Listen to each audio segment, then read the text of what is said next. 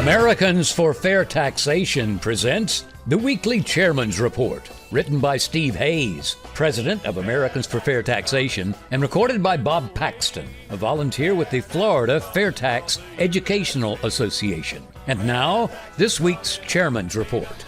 Hello, I'm Bob Paxton with the AFFT Chairman's Report for Friday, March 14th, 2025. This week's Chairman's Report is written by Jade Walle, a practicing CPA who's been on the Americans for Fair Taxation Board of Directors.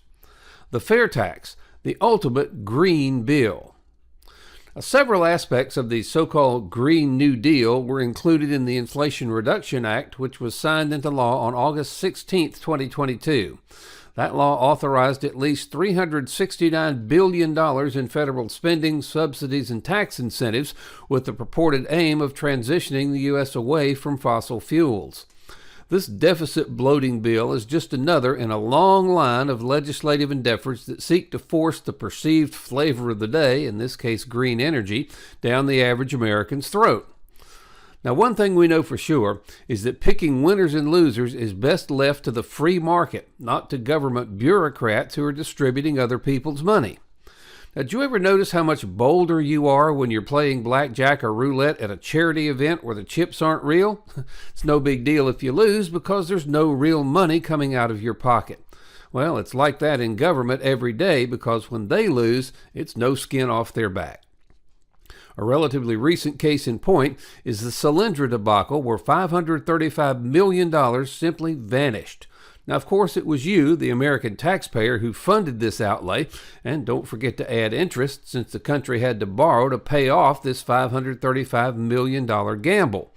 The Solyndra example, of course, relates to the March 2009 loan and loan guarantees from the U.S. Department of Energy, where Solyndra would supposedly produce solar panels.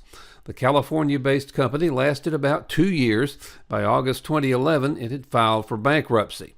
Now, as far as I'm aware, no government official lost their job or received a pay cut after this $535 million was just written off, never to be seen again.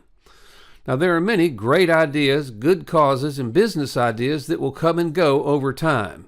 The question we have to answer in an intellectually honest way is whether we want our government and bureaucrats choosing between them, or would it be better if you and I did it? Until the last few decades, we, as individuals and businesses, had the freedom to pursue the American dream without artificial competition from our own government, where government doesn't experience the cost constraints, payroll, and bottom line pressures that you and I are beholden to. So, what's the alternative? The FAIRtax comes to the rescue once again. The FAIRtax is an elegant replacement for our antiquated, inefficient, wasteful, and convoluted income tax system. The FAIRtax does not advocate spending on one initiative over another, and it provides no favorites and picks no winners and losers. In fact, the only thing the FAIRtax can be accused of is not taxing investments, including secondary and post-secondary education. Now, what does this mean exactly? Under the FAIRtax, there are two primary exceptions, one of them being investments held for appreciation, and the other, which will come as no surprise, is charitable contributions. You won't pay the FAIRtax when you give to your church or other charity, and you won't pay the FAIRtax for college or high school tuition costs. There's one other area that could be perceived as an exception. Under the FAIRtax, we are taxed once and only once on new goods and services. This means that if we purchase a pre-owned item, such as a home, condominium, automobile, gently used clothing, etc., we will legally avoid the FAIRtax. Now that's the crescendo. The FAIRtax does not force a philosophy or spending priority of the season upon you. Rather, the FAIRtax elegantly encourages us to reuse goods if at all possible. Think about all the gently used goods businesses that entrepreneurs will invest in when the FAIRtax is the law of the land. Of course, homes in the U.S. are nearly 90% pre-owned already, and many of us purchase used cars, which make two of our larger lifetime expenditures ripe for legal tax avoidance. However, other businesses for gently used clothing, tools, furniture, books, electronics, machinery of all kinds, etc., will have a bona fide reason to be created with these items refurbished and reused. Talk about a Green New Deal. The fair tax will end up being one of, if not the greenest piece of U.S. legislation in our nation's history. Did the fair tax need tax subsidies? Did the fair tax need one-off tax incentives, rebate programs, or refundable tax credits? Did the fair tax need to make loans and loan guarantees to California companies that will only live for 2 years, leaving American taxpayers with a bill for $535 million? No. The fair tax produces results naturally and elegantly delivers once again, even in ways and in areas that we might not otherwise think of. Well, who wants to volunteer to inform AOC about the fair tax? In conclusion, few of us know people who are not interested in having safe water and a good environment. Now, we may disagree among ourselves about the severity of a threat to the environment, but if you read Jade's analysis, the only conclusion you can reasonably draw is that the fair tax is good for the environment. Now, many of you have labored tirelessly for freedom from the federal income tax and the IRS. You deserve a great deal of credit for your efforts to educate the American people on the need to fund the American government in a way that's good for America and returns freedom to the American people. It's imperative, though, that we not replace the current income tax and the IRS with an alternative system that can still be manipulated by the ruling elite. We must let Congress and the President know that the best way to replace the income tax and the IRS is with the fair tax. Now, make no mistake about it. The fair tax is a grave threat to the ruling elites. It will strip them of their power and their ability to control us through the tax system.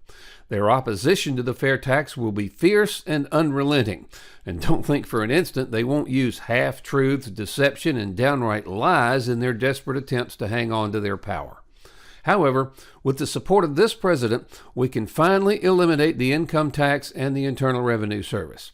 Of course, the best course of action is not only to repeal the income tax and abolish the IRS, but also to repeal the 16th Amendment as well, so that no future administration can ever shackle the American people with an income tax again. We must come together and ensure that real tax reform, the fair tax, is not subverted by the elites in D.C. This will take the diligent efforts from all of us. We need your financial assistance, and we need your grassroots assistance. Now, if you have contacts that will allow us to get more information to President Trump about the fair tax, please let us know. Please email us at info@fairtax.org, and we'll give you some options on how you can best help us. At a minimum, please call your congressional representative and ask if he or she supports the fair tax. If so, thank him or her for their support and suggest they become a co-sponsor of H.R. 25 if they're not one already. If not, ask why not. If your representative claims to be unfamiliar with the fair tax, offer to have someone come to their office and explain it to them. The solution? Pass the fair tax. Now, why would D.C. pass the fair tax and give up an almost unlimited source of donations? Well, they won't, at least not voluntarily. The only way they will is if the rest of us demand it. Isn't it time to end this ludicrous tax collection system and the IRS along with it? Help bring about real tax reform and stop future IRS abuses. By contributing or investing $10.40 a month, you help provide a financial base to Americans for fair taxation. Now, if you can make larger contributions/investments, these will be used not for salaries, as we're all volunteers, but for the needed updates to our economic studies, which will be vital for all future years. Please go to FAIRtax.org to invest in AFFT and help us pass the fair tax. It's an investment in your and your family's future. This has been the Weekly Chairman's Report, written by Steve Hayes, President of Americans for Fair Taxation. Check back every week for news and information about the fair tax, and learn why the fair tax should replace our antiquated federal income tax system. If you'd like to receive a copy of the Chairman's Report in your inbox every week, sign up at FAIRtax.org.